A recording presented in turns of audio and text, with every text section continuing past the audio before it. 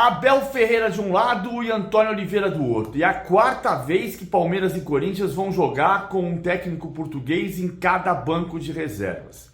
As três anteriores tiveram Abel Ferreira do Palmeiras vencendo nas três oportunidades Vitor Pereira do Corinthians. 2-1 no Allianz Parque, 3-0 em Barueri e 1-0 gol do Rony na Neoquímica Arena. Todos em 2022. Então, pela quarta vez, vai haver um Palmeiras e Corinthians com um técnico português de cada lado.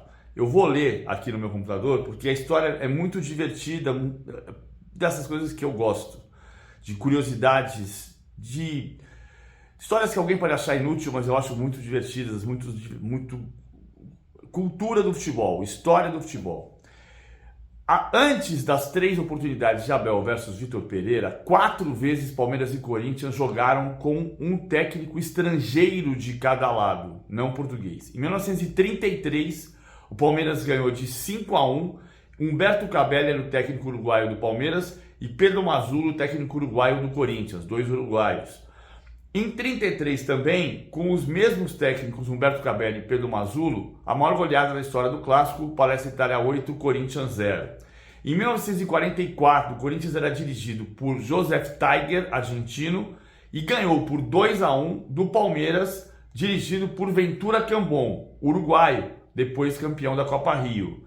E em 65, o Corinthians, dirigido por Filpo Nunes, que tinha saído do Palmeiras um mês antes, ganhou do Palmeiras de 1-0, Palmeiras dirigido pelo paraguaio Freitas Solis, que já tinha sido técnico do Flamengo, tricampeão carioca, e do Real Madrid, em parte da campanha do título da Copa dos Campeões de 1960. À parte esses 7 clássicos com técnicos estrangeiros dos dois lados, 3 deles com portugueses nos 2 bancos, como vai acontecer nesse domingo em Barueri, Palmeiras de Abel Ferreira contra Corinthians de Antônio Oliveira e o Corinthians reagindo, 2 vitórias consecutivas.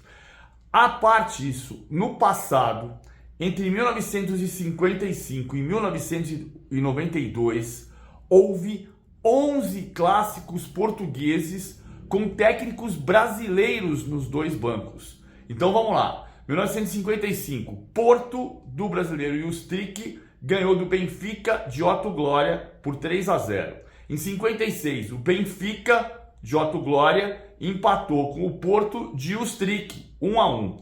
Em 56 ainda, o Benfica de Otto Glória ganhou por 3-2 do Porto de Flávio Costa. Curiosidade, Flávio Costa, técnico da seleção na Copa do Mundo de 50, tinha como seu assistente Otto Glória, que era técnico do Benfica e que venceu o Porto do Flávio Costa em 56.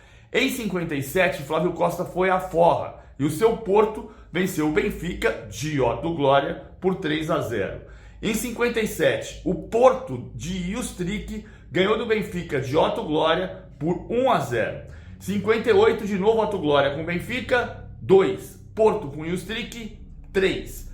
Em 64, o Porto agora com o Otto Glória, que era do Benfica, 2. Sporting de Gentil Cardoso, técnico campeão carioca pelo Fluminense e pelo Vasco, foi o Porto de Otto Glória ganhou do Sporting de Gentil Cardoso por 2-1, 64.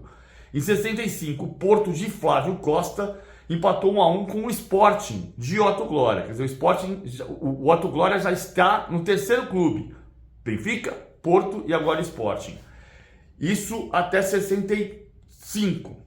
Depois, em 74, o Porto de Aimoré Moreira, técnico campeão do mundo pelo Brasil, empatou por 1-1 com o Sporting de Oswaldo Silva.